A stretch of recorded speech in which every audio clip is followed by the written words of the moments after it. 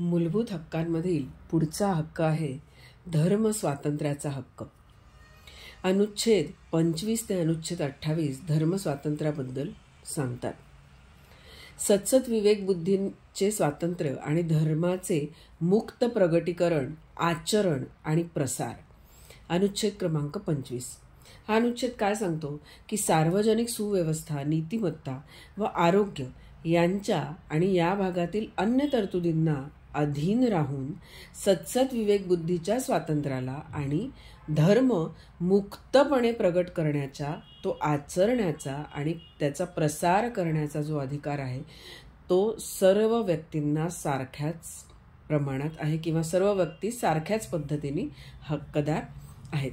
पुढे हा अनुच्छेद काय सांगतो की अनुच्छेद क्रमांक 25 मधील कुठल्याही गोष्टींमुळे धर्म आचरण्याशी निगडीत ज्या कुठल्या गोष्टी असतील, जे कुठले आर्थिक, वित्तीय, राजनैतिक किंवा अन्य धार्मिकेतर कार्याचं विनियमन करणाऱ्या कुठल्या गोष्टी असतील किंवा त्यावर निर्बंध घालणाऱ्या कुठल्या गोष्टी असतील, तसंच सामाजिक कल्याण किंवा सुधारणा याबाबत अथवा सार्वजनिक स्वरूपाच्या हिंदू धार्मिक संस्था, हिंदूंचे सर्व वर्ग आणि पोटभेद यांना खुला करण्याबाबत तरतुदी करणाऱ्या कुठल्याही विद्यमान कायद्याच्या प्रवर्तनावर परिणाम होणार नाही किंवा असा कुठलाही कायदा करण्यास राज्याला प्रतिबंध होणार नाही.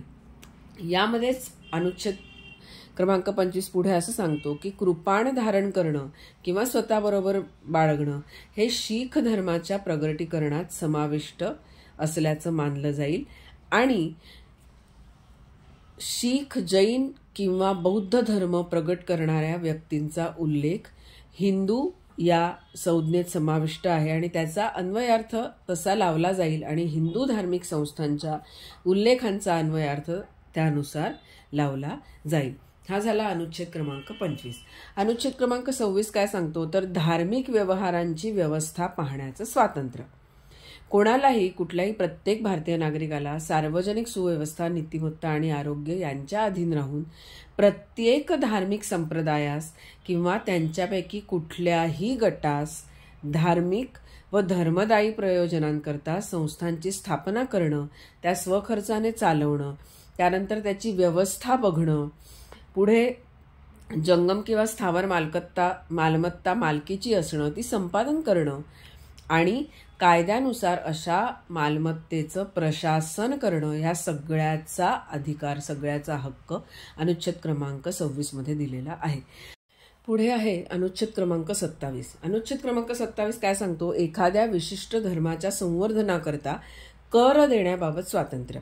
म्हणजे काय तर ज्याचं उत्पन्न एखाद्या विशिष्ट धर्माचा किंवा एखाद्या धार्मिक संप्रदायाचं संवर्धन करण्यासाठी किंवा तो चालू ठेवण्यासाठी विनिर्दिष्टपणे विनियोजित जर केलेलं असेल तर असा कुठलाही कर देण्याची कुठल्याही व्यक्तीवर सक्ती केली जाणार नाही. या धर्मस्वातंत्र्यामधला शेवटचा अनुच्छेद आहे अनुच्छेद क्रमांक 28. विवक्षित शैक्षणिक संस्था धार्मिक शिक्षण अथवा धार्मिक उपासना यांना उपस्थित राहण्याबाबत स्वातंत्र्य. म्हणजे काय तर पूर्णतः राज्याच्या निधीतून चालवल्या जाणाऱ्या कुठल्याही शैक्षणिक संस्थेत कोणतेही धार्मिक शिक्षण दिले जाणार नाही.